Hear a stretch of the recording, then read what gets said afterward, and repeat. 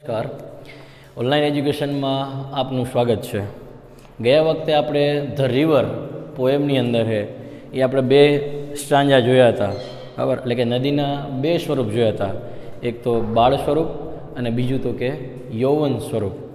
આ બે સમયગાળા દરમિયાન નદી અને મનુષ્ય કઈ રીતના સામ્યતા ધરાવે છે એ બાબતની આપણે બાબતનો અભ્યાસ આપણે એ ગત વખતે કર્યો. આ વખતે આપણે એના પછીના બે પેરેગ્રાફ, બરાબર, એટલે કે નદીના બીજા બે સ્વરૂપ અને એની સાથે સંલગ્ન એવા માનવીના બે સ્વરૂપે એને સમજવાનો આપણે પ્રયત્ન કરશું, બરાબર. River river brimming river, broad and deep and still as time, seeming still yet still in motion, tending onward to the ocean, just like mortal prime. બરાબર.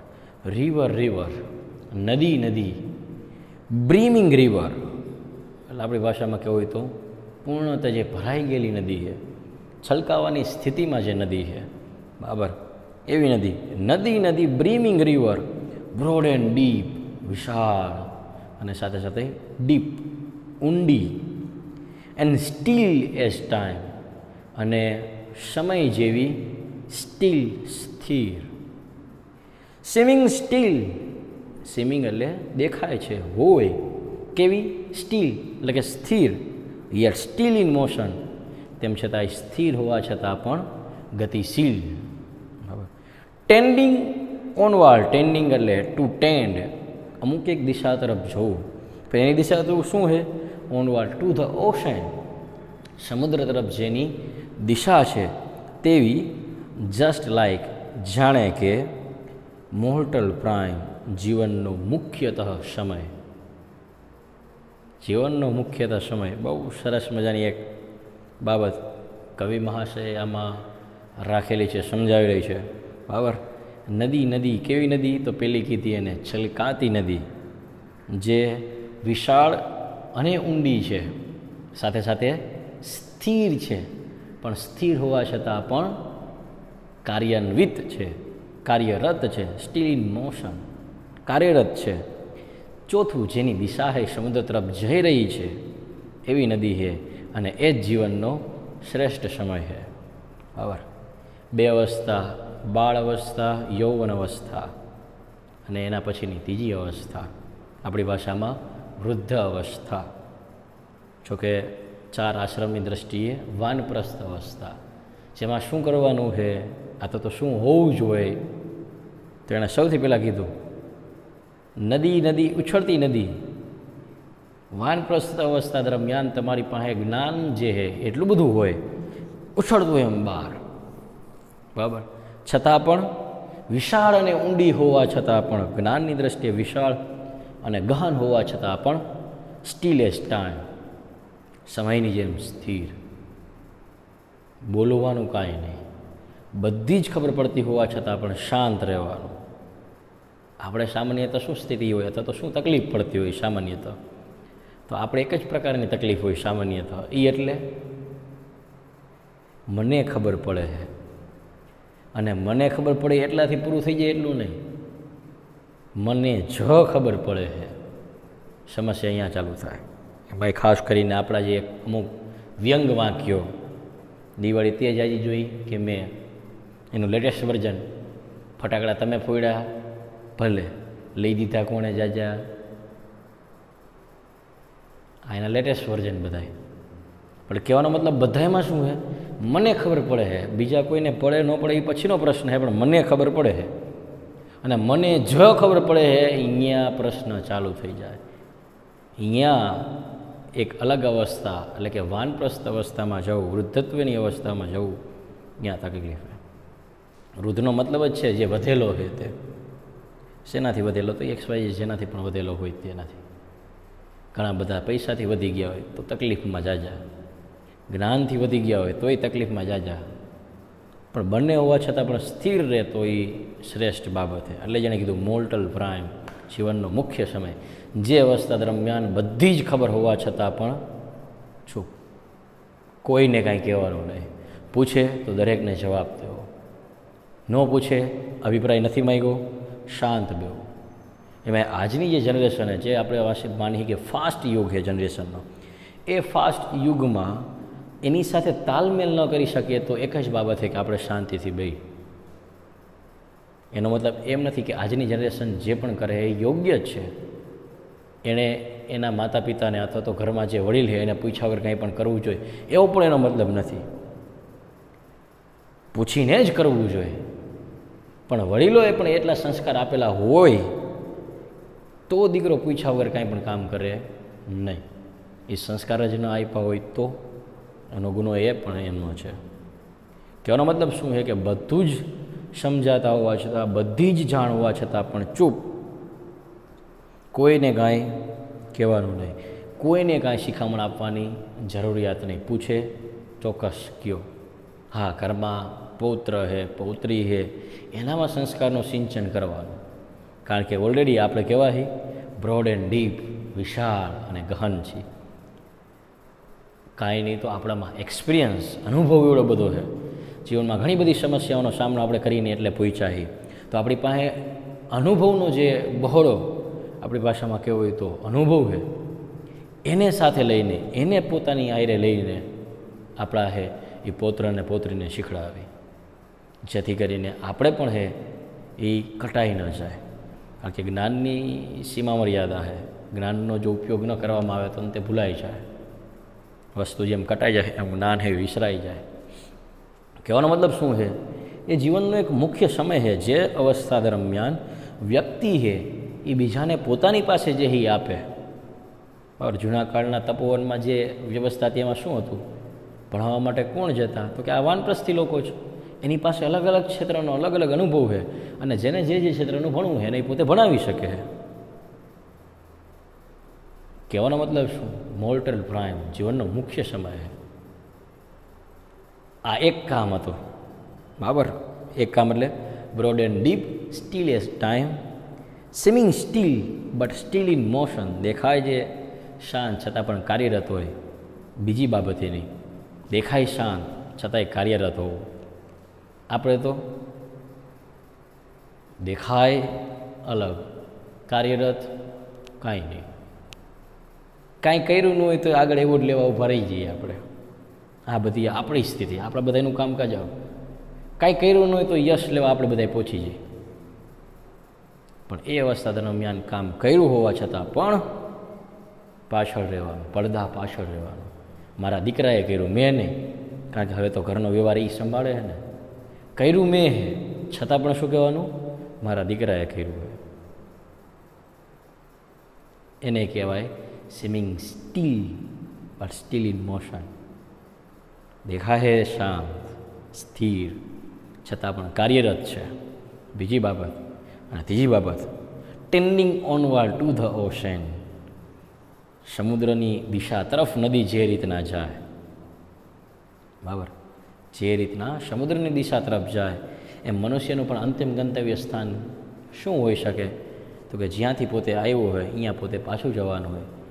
સીધી ભાષામાં જીવ શિવ પાસેથી આવ્યો હોય તો શિવ તરફ પ્રયાણ જ્યારે કરવાનું હોય તો મારે શિવ જેવું, શિવના જેવું, આ તો શિવના જે છે એના જેવું થવું પડે.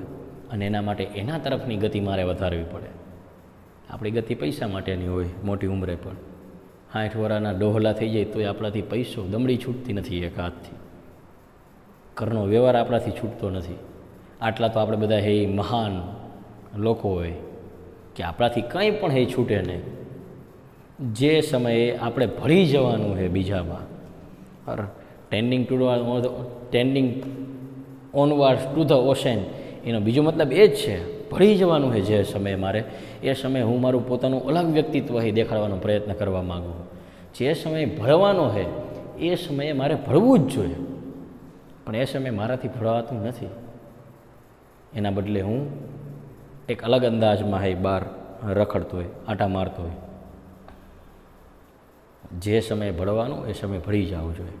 અને જો ભળી શકીએ તો જ સમુદ્રનું રૂપ ધારણ કરી શકે, તો જ નદી સમુદ્ર બની શકે. કારણ કે નદી કેવડી અને સમુદ્રની સામે કેવડું.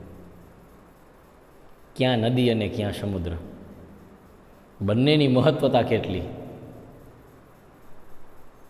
કહેવાનો મતલબ શું છે? સમર્પણ, ભળી જવામાં જ વિશાળતા છે. એ નદી આપણને સમજાવે અને મનુષ્ય જીવનને એ જ સમજવાનું છે, બરાબર, કે ભળવાનું છે. અંતે મારે હું ભળીશ તો આગળ એ કાંઈક કરી શકીશ, તો હું મારું કાંઈક રૂપ આગળ લાવી શકીશ, બરાબર. કહેવાનો મતલબ મારે કઈ તરફ ગતિ કરવાની એની મને ખબર હોવી જોઈએ. કયા અવસ્થા દરમિયાન? વૃદ્ધાવસ્થા દરમિયાન. એટલે 3 બાબત આપણને એમાં કીધી. નદી કેવી છે?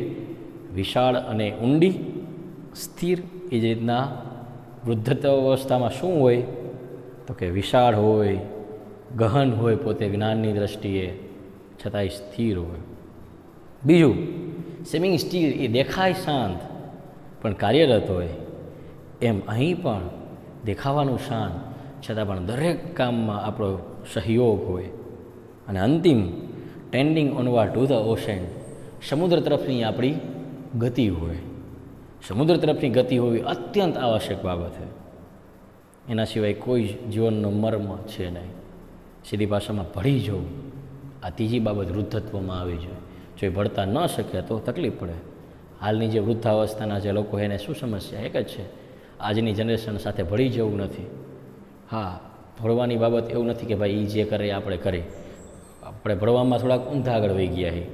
60 વર્ષની ડોહી, 50 વર્ષની ડોહી, જેણે બધો હવે શોખ મૂકીને વહુને આપવા જોઈએ, એના બદલે પોતે એવી તૈયાર થઈને આવે કે જાણે પોસ્ટ ઓફિસનો ડબ્બો હોય. તો એ ભળ્યા ન કહેવાય. એ જનરેશનને એમાં ભળવા ન કહેવાય.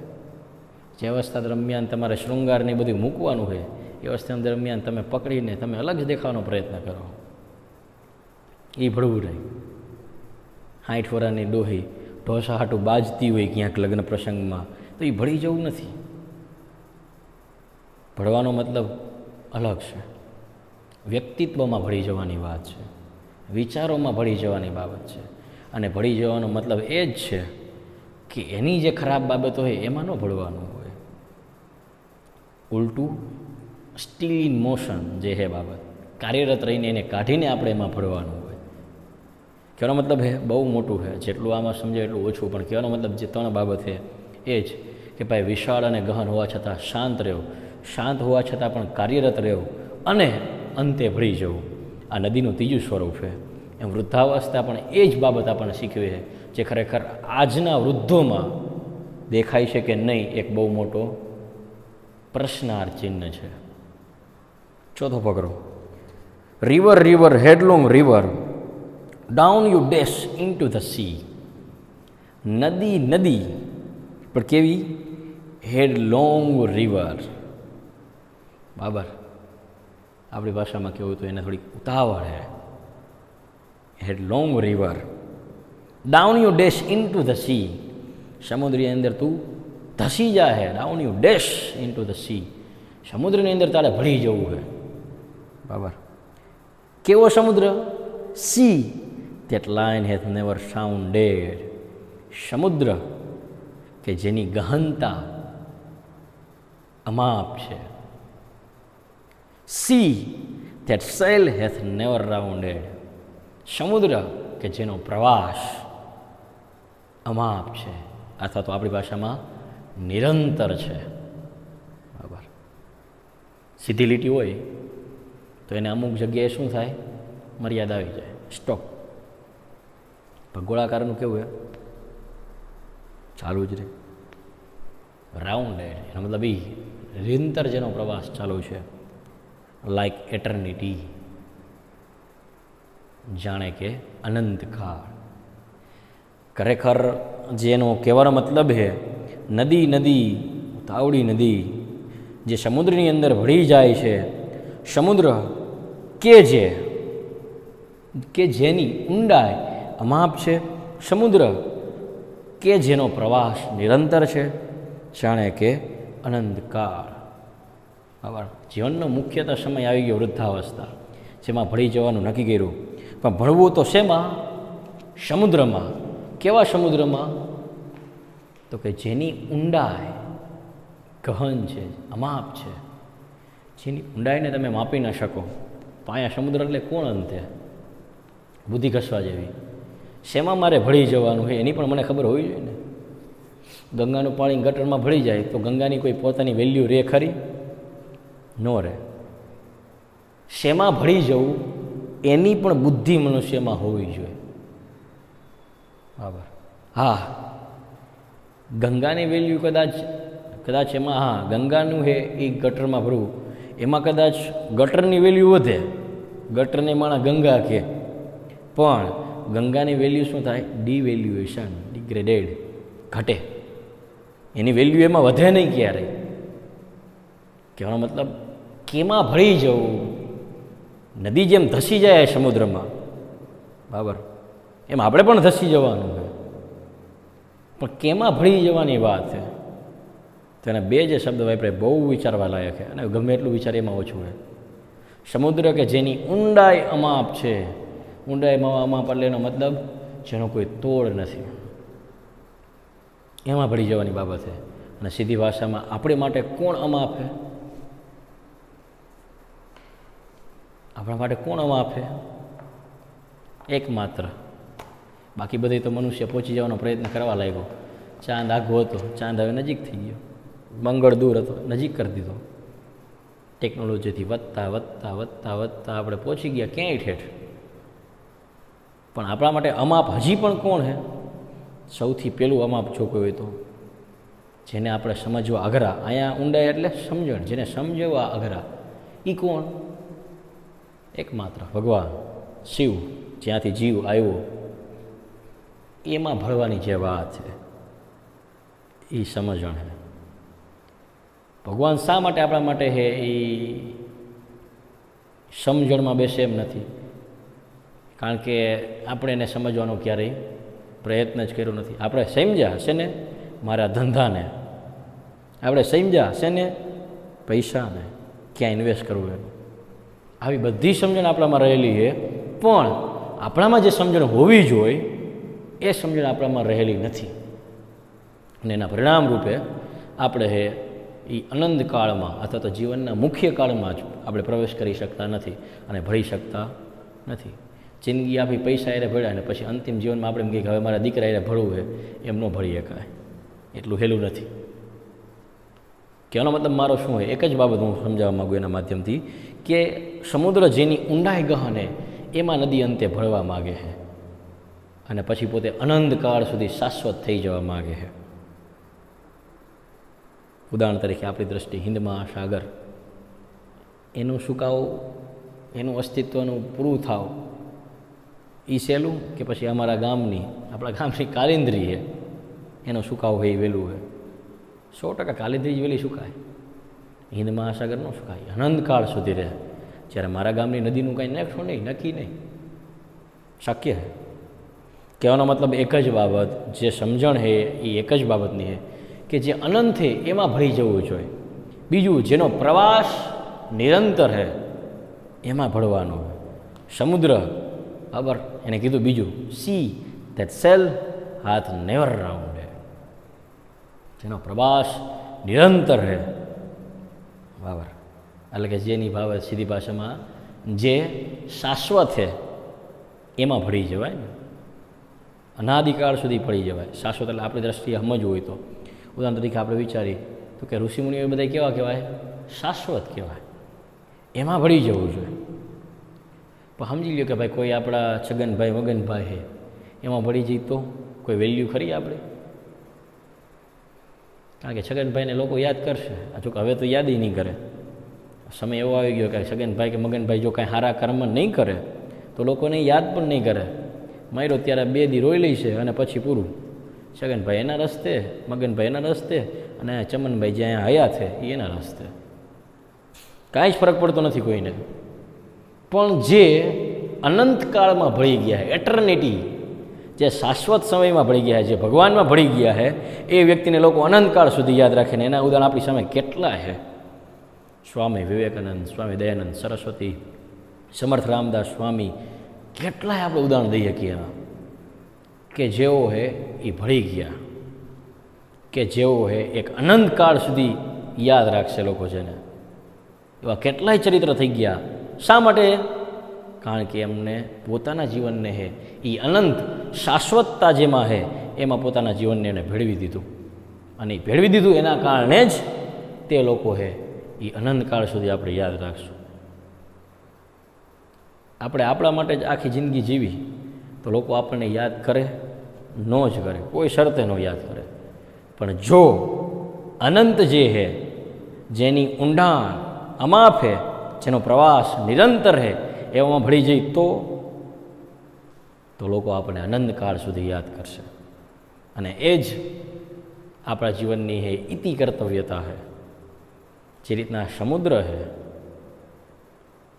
સમુદ્રના જેમ અનંતકાળ સુધી છે, પણ નદી પોતે એમાં ભળી જાય છે અને પોતાનું મોટું નામ ધારણ કરે છે, એમ વ્યક્તિએ પણ છે એક એવા વ્યક્તિત્વમાં, એવા ચરિત્રમાં ભળી જવું જોઈએ જેના કારણે એને પણ છે એ અનંતકાળ સુધી એ યાદ રાખવામાં આવે. કહેવાનો મતલબ એક જ વિદ્યાર્થી મિત્રો, કે જે રીતના ધ રિવર નદીમાં આપણે છે એ સમજ્યા કે જેમ જીવનમાં 4 અવસ્થા, એમ નદીની પોતાની 4 અવસ્થા છે. નદી પોતાની 4 અવસ્થા દરમિયાન શું કરે છે એ આપણે પણ કરવું જોઈએ. બાલ્ય અવસ્થા છે તો એમાં આપણે ઉછળકૂદ આ બધું કરવું જ જોઈએ. યૌવન અવસ્થા છે તો એમાં આપણો સ્પિરિટ, ઉત્સાહ ટકવો જ જોઈએ અને ઉત્સાહથી આપણામાં સાહસિક પ્રવૃત્તિ થવી જ જોઈએ. પણ જેવું વૃદ્ધત્વ આવે તો ત્યારે આપણે સ્થિર, ગંભીર, શાંત આ રહેતા પણ આવડવું જોઈએ અને ભણતા પણ આવડવું જોઈએ. અને ભણવાનું તો કોનામાં ભણવાનું એની અક્કલ પણ આપણામાં આવવી જોઈએ. આલતુ ફાલતુ આલુ એમાં તમે આપણે ભળી જઈએ તો એના હિસાબે આપણી વેલ્યુ ઘટે. આપણે હોય ગંગાના પાણી સમજી લઈએ, હે જ નહીં, આપણે તો છીએ જ નહીં, પણ સમજી લઈએ કે આપણે ગંગાનું પાણી એને ગટરમાં જઈને ભળી જઈએ તો આપણી વેલ્યુ ગટર જેવી થાય, ગંગા જેવી ન થાય. શેમાં ભળવું એની પણ અક્કલ, એની પણ સમજણ મનુષ્યમાં હોવી જોઈએ. અને એ જ બાબત આપણને હે એ કવિ આ ધ રિવર કાવ્યના માધ્યમથી સમજાવવા ઈચ્છતા હતા. ધ રિવર કાવ્યમાં આપણે જે બાબતો જોઈ એ ખરેખર થોડીક વિચારવા લાયક છે. એને આપણે વિચારતા રહી, થોડોક ગહન અભ્યાસ પણ કરી, બરાબર, જેથી કરીને આપણને હે એ જીવનની અંદર કઈ રીતના જીવવું એની અમુક આપણામાં સમજણ આવે. એના માટે જ આપણને આ કાવ્ય છે એ આપી હતી.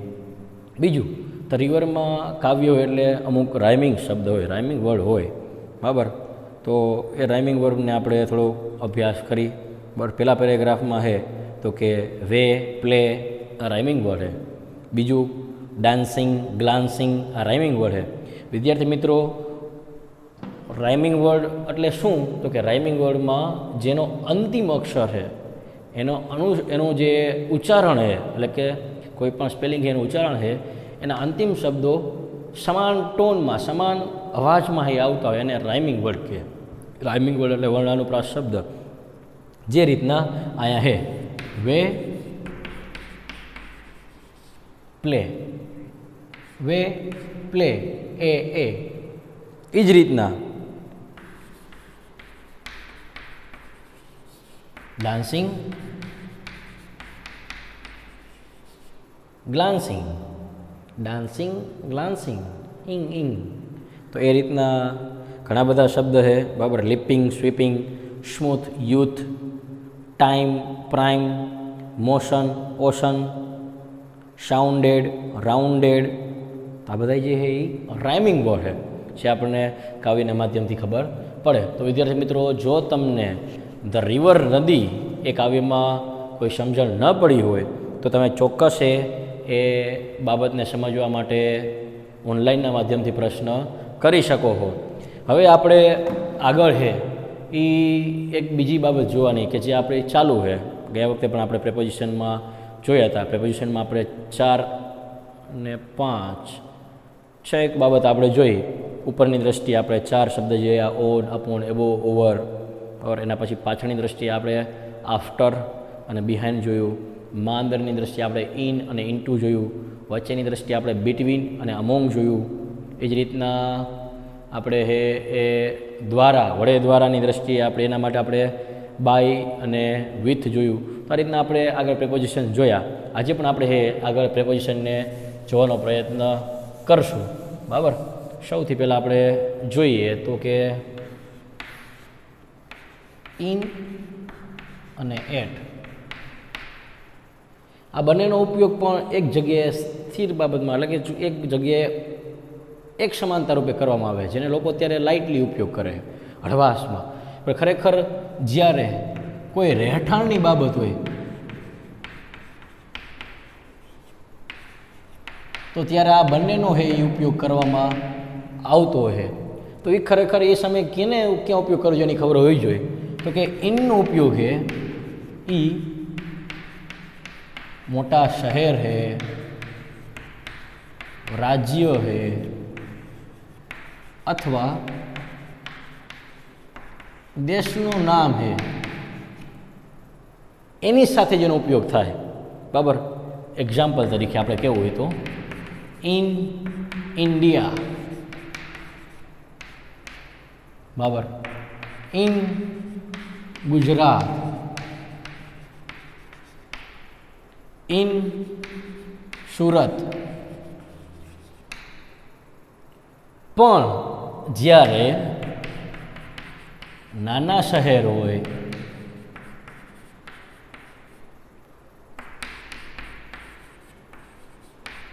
અને ગામનું નામ હોય તો ત્યારે શું વાપરવામાં આવે? એટ. ઉદાહરણ તરીકે, એક્ઝામ્પલ તરીકે, એટ મહેન્દ્રનગર,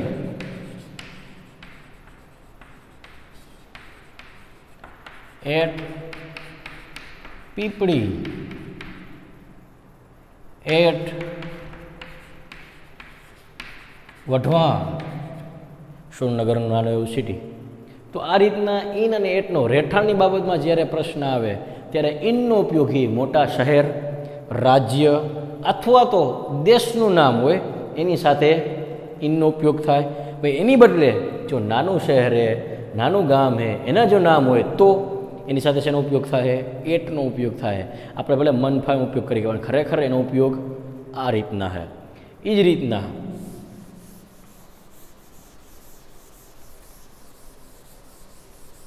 બરાબર,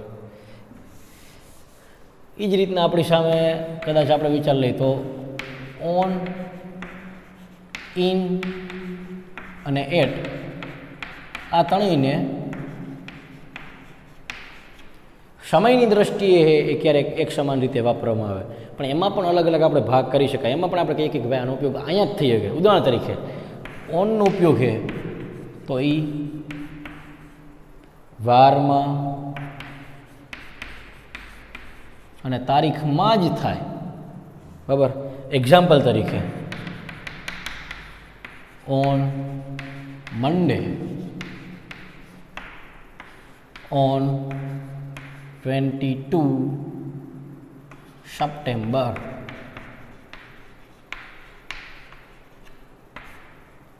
તો તારીખની દ્રષ્ટિએ શું આવે? On 15th July, on Monday, on Tuesday, on Thursday. તારીખ અને વારમાં શું લાગે? ઓન લાગે. પણ એની જગ્યાએ મહિના અથવા તો વર્ષ હોય તો શું આવે? In July, in 1992. તો ત્યારે શેનો ઉપયોગ થાય? ઇનનો ઉપયોગ થાય. અને એ દ્રષ્ટિએ કદાચ તમે એટનું વિચારવા જાઓ તો એટમાં બધો સમય આવે. એટ 5 o'clock, બરાબર, એટ 6 o'clock. તો આ રીતના છે આપણે સમયની દ્રષ્ટિએ કહીએ કે એ જ રીતના બીજું પણ આપણે કહી શકીએ ઇન અને ઓન, ઇન અને એટમાં. બરાબર, એ એટલે આપણા દિવસના જે અમુક ભાગ આપણે અંગ્રેજીમાં નામ પાડ્યા એમાં. બરાબર, ઉદાહરણ તરીકે ઇનનો ઉપયોગ સમયની દ્રષ્ટિએ, બરાબર, પણ કયો સમય? દિવસના ભાગની દ્રષ્ટિએ. ઇન ધ મોર્નિંગ,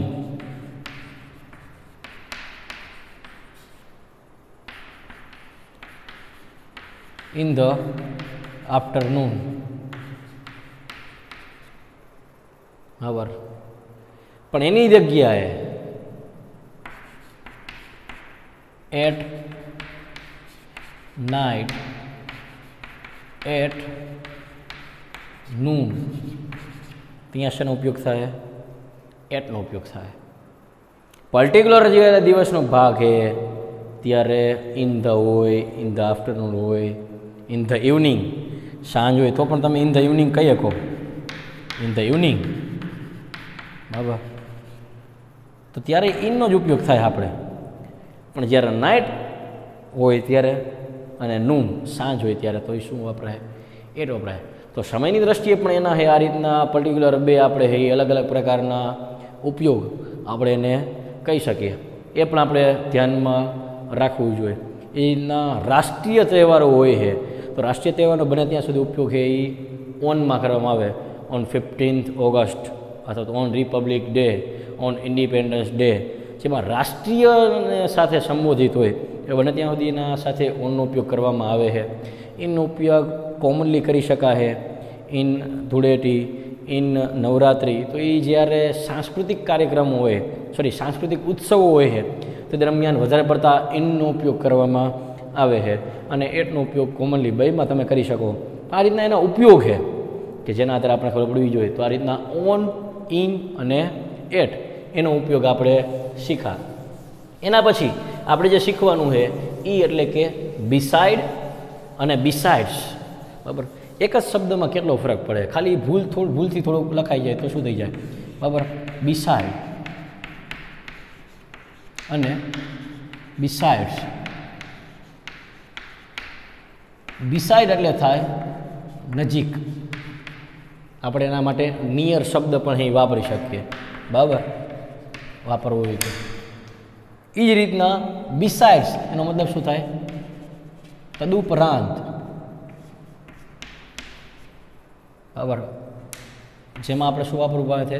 તદુપરાંત. ખાલી એક જ શબ્દનો ફેરે, એકમાં એસ લાગે તો મતલબ શું થઈ જાય? બિસાઇડ્સ. તો તદુપરાંત અને ખાલી બિસાઇડ નજીક.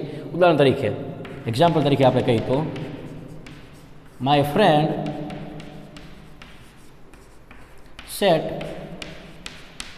બિસાઇડ મી. મારો મિત્ર હે એ મારી પાસે એટલે કે મારી નજીકમાં બેઠો છે. પણ બિસાઇડ સ હોય તો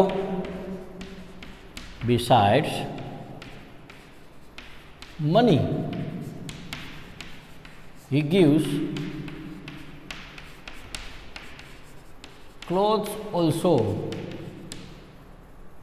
હવે પૈસા ના સિવાય, પૈસા તો આપ્યા જ પણ તદુપરાંત એણે કપડાં પણ આપ્યા. I have a two. આપણી ભાષામાં કહેવું હોય તો I have a two cars. One is here, it is Honda City. Besides this there is a BMW at my another villa. એટલે કે મારી પાસે બે ગાડી છે, એક મારી પાસે આ રહી છે હોન્ડા સિટી, તદુપરાંત બીજી BMW છે એ મારા બીજા મકાને છે, બીજા વિલાએ છે. તો આ રીતના બિસાઇડ્સ એનો ઉપયોગ, એનો મતલબ શું થઈ જાય? તદુપરાંત, ના સિવાય. જ્યારે બિસાઇડનો ઉપયોગ શું થાય છે? નજીક. તેના અર્થમાં એનો ઉપયોગ કરવામાં આવે. એના પછી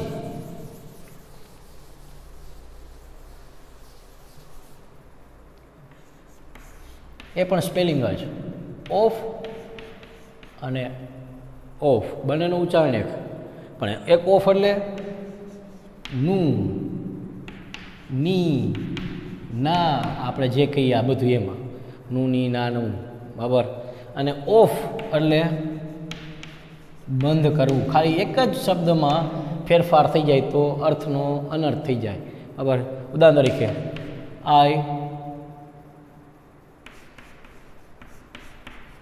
ટોક ઓફ,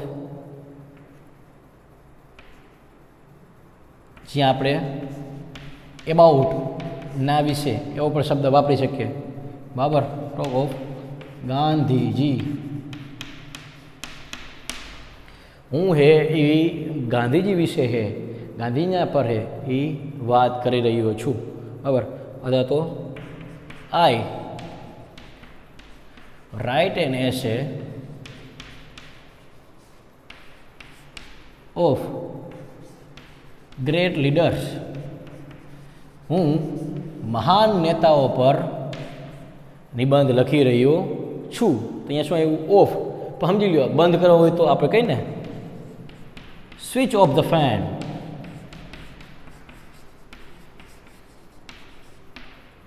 તો ત્યારે શું થાય? ઓફ. તો ત્યારે ઓ ડબલ એફ, ઓફ એટલે શું થાય? બંધ કરવું. તો ત્યારે એનો ઉપયોગ શેના માટે થાય? ઓ ડબલ એફનો થાય. ત્યારે ઓ એફનો ઉપયોગ થતો નથી.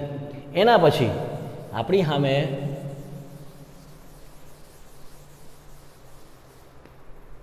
આગળનું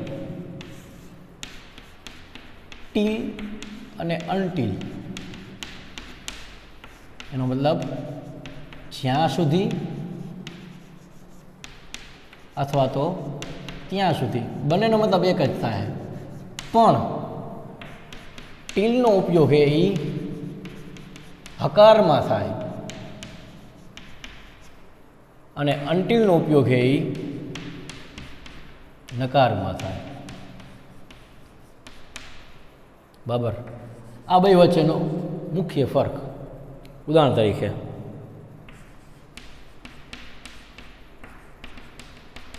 વેઇટ ટીલ આઈ કમ,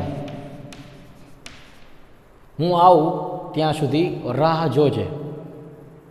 એ જ વાક્ય નકારની દ્રષ્ટિએ કહ્યું તો ડોન્ટ ગો અનટીલ આઈ કમ, હું જાઉં, હું આવું નહીં ત્યાં સુધી તમે જશો નહીં. એનો મતલબ શું? રાહ જોવાની. પણ નકારાત્મક ભાવ લાવવાનો હોય ત્યારે આપણે શું વાપર્યું? અનટીલ. અને હકારમાં જે ભાવ હોય તો શું વપરાય? ટીલ. તો આ રીતના ટીલ અને અનટીલ, ટીલનો ઉપયોગ હકારમાં થાય, અનટીલનો નકારમાં થાય. આ રીતના જ્યાં સુધી ને ત્યાં સુધીના અર્થમાં ટીલ અને અનટીલનો ઉપયોગ કરવામાં આવે છે. એના પછી સિન્સ અને ફોર. બરાબર. સિન્સનો ઉપયોગ છે એ ચોક્કસ સમયને ધ્યાનમાં રાખીને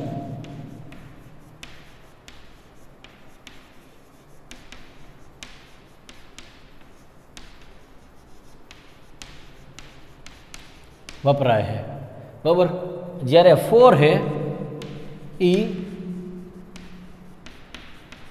અચોક્કસ ને પાછો સમયગાળો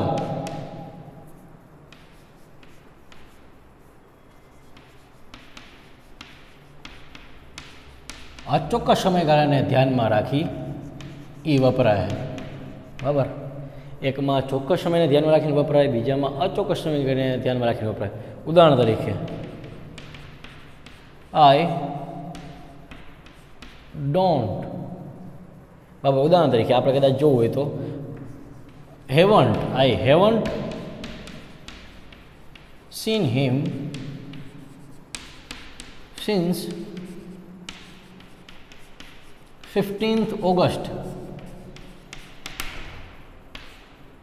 બરાબર. મેં એમને 15 ઓગસ્ટથી જોયા નથી. 15 ઓગસ્ટ ચોક્કસ સમયગાળો છે. બરાબર. ત્યારે શું એને વાપર્યું? સિન્સ. પણ we have lived here for 15 years. અમે 15 વર્ષ એટલે 15 વર્ષ થઈ ગયા થઈ ગયા નથી, 15 વર્ષ ચાલુ હોઈ શકે, 15 વર્ષ પૂરા થઈ ગયા હોઈ શકે, કંઈ પણ હોઈ શકે. તો ત્યારે શું વાપરવામાં આવે છે? ફોરનો ઉપયોગ કરવામાં આવે. તો આ રીતના જેમાં ડબલ ફેરફાર એટલે કે જેમાં એક જ મતલબને એક જ અર્થને ધ્યાનમાં રાખીને વપરાતા બે શબ્દો હોય તો એમાં આપણે જે ધ્યાનમાં રાખવા જોઈએ એવા શબ્દોનો આપણે અભ્યાસ કર્યો. આના સિવાયના આપણે હજી ઘણા બધા છે કે જે પોતે પર્સનલ છે, એમાં એવું બધું નથી. વિધાઉટ તો કે વગર, નિયર તો કે પાસે, અંડર તો કે નીચે, બિલો તો કે નીચે. તો આવા જે ઇન ફ્રન્ટ ઓફ તો કે ની સામે, આવા જેટલા પ્રેપોઝિશન છે એનો આપણે છે એ આવતા વખતે છે એ અભ્યાસ કરશું. જે સિંગલ છે જેમાં ખાલી આપણે અર્થ યાદ રાખવાનો છે, એમાં કોઈ બે શબ્દ એક જ અર્થ માટે વપરાય એવું છે નહીં. જે એવા શબ્દો હતા એનો આપણે અભ્યાસ કર્યો. તો આજે આપણે વિદ્યાર્થી મિત્રો છે એ ઇન અને એટ, ખાસ કરીને રહેઠાણમાં તો આપણે કીધું કે ઇન એટલે જ્યારે મોટા શહેર છે, દેશ છે, રાજ્યની વાત થઈ હોય ત્યારે ઇન, અને એટ તો કે નાના શહેર અને ગામની વાત થાય તો કે એટ.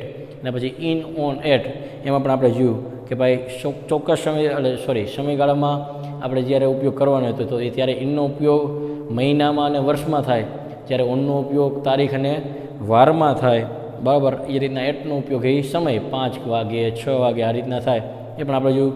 એના પછી ઓફ અને ઓફ. એક ઓફ એટલે ના, નું, ની આ બધું, અને એક ઓફ એટલે બંધ કરવું. પછી આપણે બિસાઇડ્સ અને બિસાઇડ એ પણ જોયું. બિસાઇડ એટલે પાસે, નજીક, અને બિસાઇડ્સ એટલે તદુપરાંત. ખાલી એક જ અક્ષરના ફરકથી શું થાય એ આ ઓફ અને ઓફ લેફ્ટ એ પણ સમજાવે, અને બિસાઇડ અને બિસાઇડ્સ એ પણ આપણને સમજાવે. અને પછી ટીલ અને અનટીલ. ટીલ એટલે જ્યાં સુધી ત્યાં સુધી, અનટીલ એટલે જ્યાં સુધી ત્યાં સુધી. પણ ટીલ હે એ હકારમાં વપરાય અને અનટીલ હે એ નકારમાં વપરાય. એ જ રીતના સિન્સ અને ફોર. સમયગાળો એક હે એ સમયગાળો દેખાડે અને એક ચોક્કસ સમય દેખાડે. ચોક્કસ સમય કોણ દેખાડે તો કે સિન્સ હે એ ચોક્કસ સમય દેખાડે અને ફોર હે એ અચોક્કસ સમયગાળો દેખાડે. તો વિદ્યાર્થી મિત્રો આ રીતના આપણે પ્રેપોઝિશન હે એ જોવાનો પ્રયત્ન કર્યો. જે એકલા બાકી સિંગલને આપણે આવતા હે એ વિડીયોમાં જોઈશું, બરાબર. તો આ પ્રેપોઝિશનમાં જો તમને કાંઈ પ્રશ્ન રહી ગયો હોય તો ઓનલાઈનના માધ્યમથી તમે ચોક્કસ પ્રશ્ન હે એ બધાય પૂછી શકો. નમસ્કાર.